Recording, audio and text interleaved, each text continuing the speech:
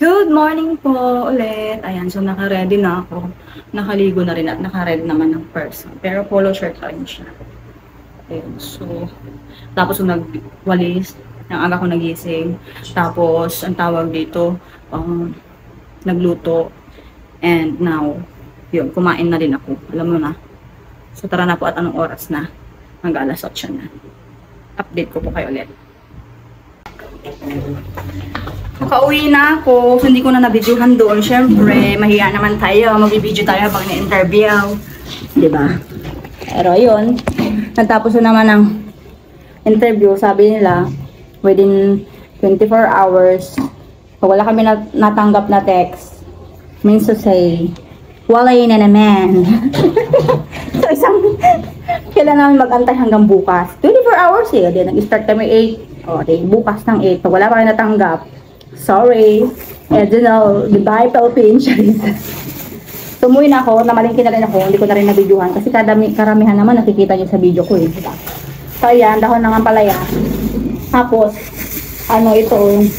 Sarap nito yung uong. Uong. Ano na yun? Mushroom. Ayan. Para alam nyo. Mushroom. Ayan. Diba? May sarap nito. Ayan o. Favorite ko ito eh. Diba? Itong ulam namin ngayon pananghalian. Sarap nito. Mushroom. Ang dami. Sarap. Alam mo yun? And then, bumili na ako ng turon. Ayan. Bumili ako ng merienda na turon. Imbis na gagawa na lang ako, bumili na lang ako. Diba?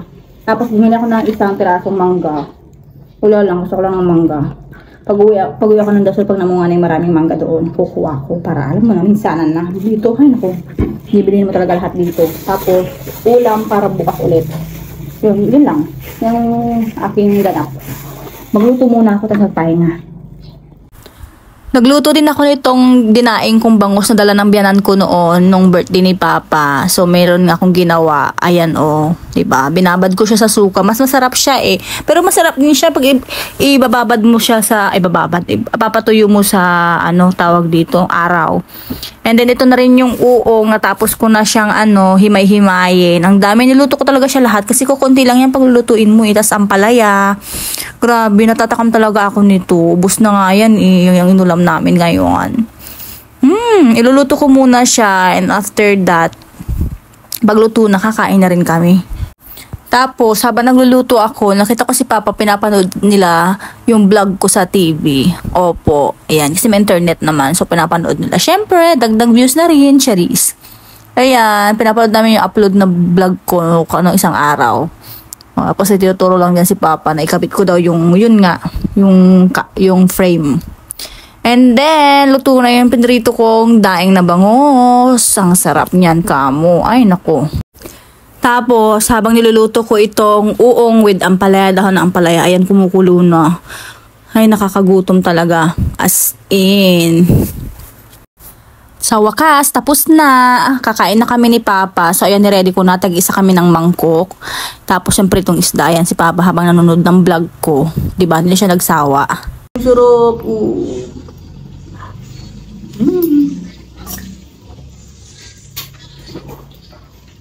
The mushroom. Ba't mo daw iniwan yung bahay mo? Binata mo, ang ganda-ganda kami. Ano?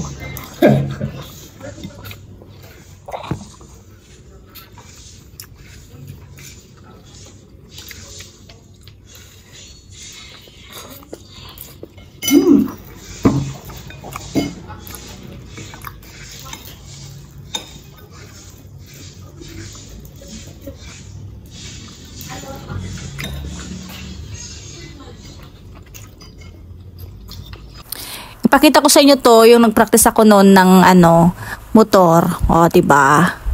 Tignan mo naman ang marites ninyo. Oh, pero ngayon hindi ko na masyadong dahil in-stop ng pagtuturo ng bunso. Kakainis. Motor ko po yan. Opo, bigay po ng asawa ko. Pero siyang nagamit. Pero minsan sulusundo hatid naman niya ako pag once na umaalis ako dito. Diba? Kami mag-practice. Siguro pag uwi na lang ng asawa ko, mag-practice na lang kami ulit. Yung asawa ko kasi masungit mag-practice. Kaya, ay nako, matatakot ka talaga sa kanya. Diyos ko Lord. Yan, iniikot ko yan noon. Kaya medyo nagamay ko siya. At mas okay na wala akong angkas. Pero, dyan. Pero once naman na sa highway, ay nako, Diyos ko Marimar. Talagang ako, nervyoso ako. Hindi ko alam. Niisip ko pa lang, ay nako, mawindang ako. Alam mo yung pag mayroon akong kasalubong, kunyari truck o whatsoever na sasakyan. Naku, yung puwet ko as in, paano to? Nakakatakot kaya. Parang may pag-asa ba akong, matuto sa takot ko. Good evening po, mga kumaring marites. Nagdaan na naman ang ating gabi.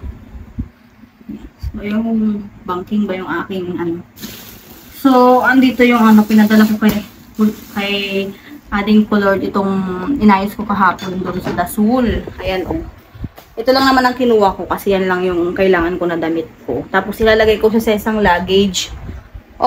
Hindi nyo ginayang lagayan ng marites ninyo. Iuwi sa sol yung cabinet. Tapos ang gagamitin ko dito, luggage na lang. Norn.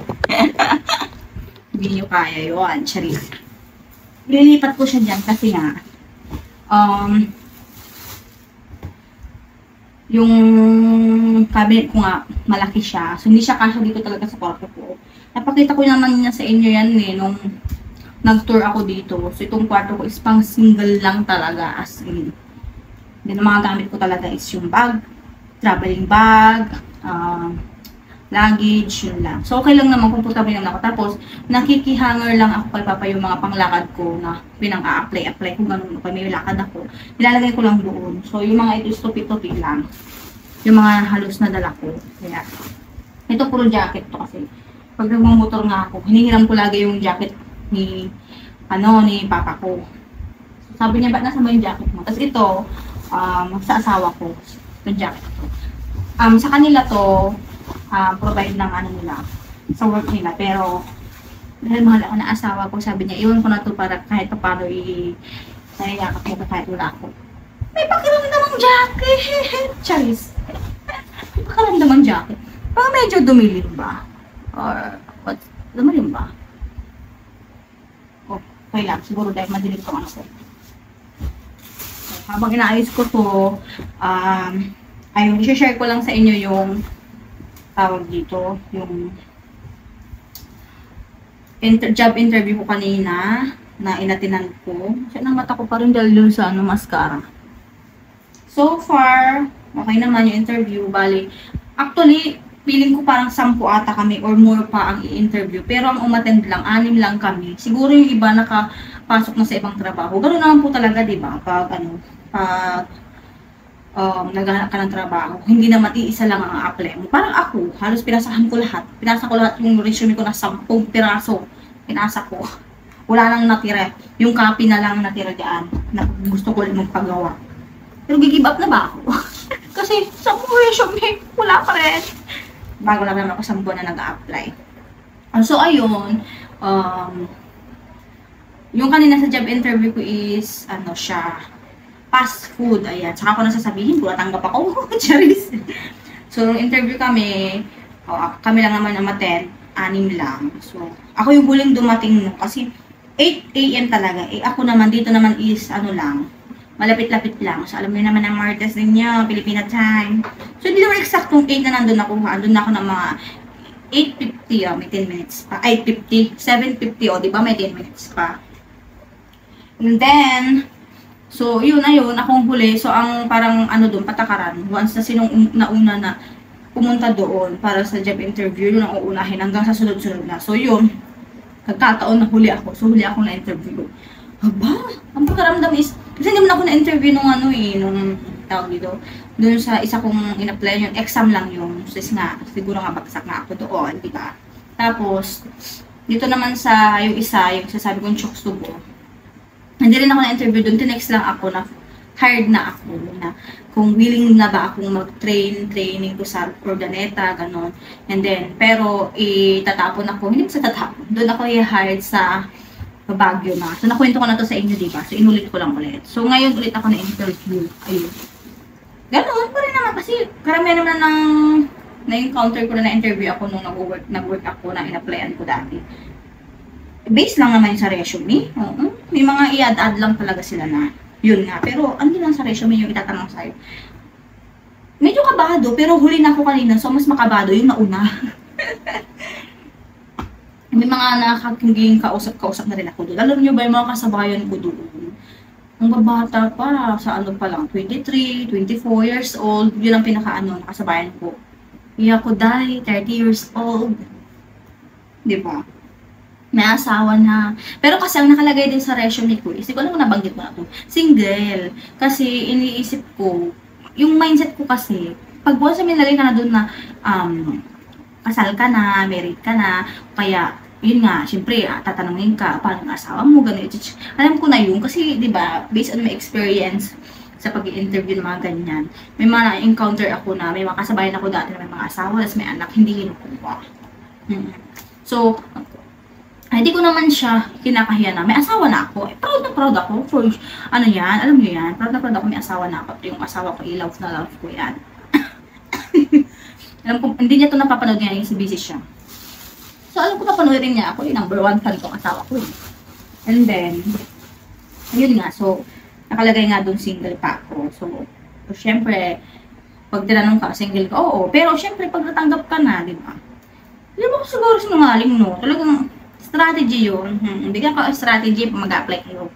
May asawa na kayo, kayo maglalagay ng ano, cherries. Tinuruan. So, hindi naman po, nasa inyo po yung kung gusto nyo po ilagay. Or ano, yung sa akin kasi, in-edit ko lang siya and then naka-single pa siya. Tapos, yun ang nasa isip ko, pag sasabihin na nga nandun na married ka, hindi ka nakukunin. Alam mo na, diba?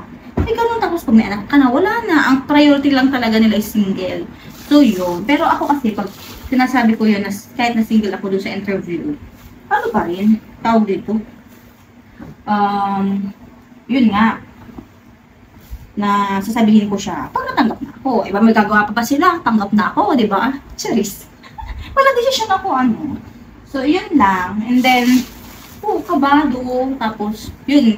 Ang tanong dun is, kailan ba, natanggap ba ako o hindi? So, ganito yan.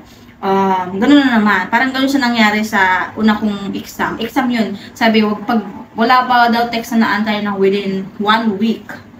So, ligwak, ganun. Hindi ka na pasado. Pero, tawag dito, pag tinext ka, yun nga, ganun nga. And then, kanina, sabi naman sa amin, after namin na in-interview lahat, i-evaluate ba yun? Tawag doon? I-evaluate? Basta ganun. Yung resume muna namin. Parang siguro pag-aaralan pa lang daw nila kung ano, within 24 hours. So, di ba, na-interview ako ng alas 8, andun na kami. Pero mga 9, gano'n na kami nag-start. Kasi nga, ang tagal ng manager na mag-interview sa amin. So, yun. Within yun nga. Kasi nag-text naman siya sa akin isang araw na interview ko, alas 10 eh. Siguro mag-antay kami hanggang alas 10 bukas. Siyempre, 24 hours, di ba? Pag wala daw text na gano'n, na-receive, means to say, negative na naman, o diba? So, lungkot-lungkutan tayo. Kasi once sinabi ng ganun, diba? Parang, parang hindi ka na naano doon. Pero ako, ano lang, think positive, ganun. Kasi, ininigan mo naman ang lahat, negative na lahat, diba? So, yun lang naman po, yung sa ano, kabado, tapos, pero okay naman kasi nga, nasagot ko naman yung mga questions. And then, ang priority din na taga dito, di ba nga, nandito na kami. So, sana, kasi tinanong ko kanina, kung nalalakad ko daw ba yung oo, kasi dito, malalakad mo lang, doon na ako sa, store na yun. So, yun. And then, kung tawag doon, yun nga, mag-aantay kami ng 24 hours. Kung na-text kami, kung ano yung sa text daw, kunyari, siguro for requirements na kami, hard na kami, training na namin, sundin namin yung gagawin doon sa sinabi sa text mismo. Yun po, no? And then, yun ang kaganapan ngayon. So, sana makapasok, no? Kasi, di ba, 2 weeks na rin ako naghahanap ng trabaho. Tapos, ngayon may nagkahapong isang araw, may nag-text. So, yun na tinan ko nga. And then, yun, try and try. Huwag susuko. Sabi nga ni ate ko, kala sumuko. Sabi niya sa akin. Ganun talaga. Oo, ganun talaga. Intindihan ko naman. Eh, meron naman plan A, plan B, plan C tayo dyan. If ever wala, diba? So, yun lang naman po. Na-share ko lang naman po ang aking experience bilang, sa job interview. No? Ayun lang, i-end ko na po yung vlog ko and then tatapusin ko lang itong gagawin ko. And then, papahinga na ako, sumasakit na naman ang ulo ko. Kaya minsan nakasalamin din ako kasi feeling ko sa mata, sa ano to.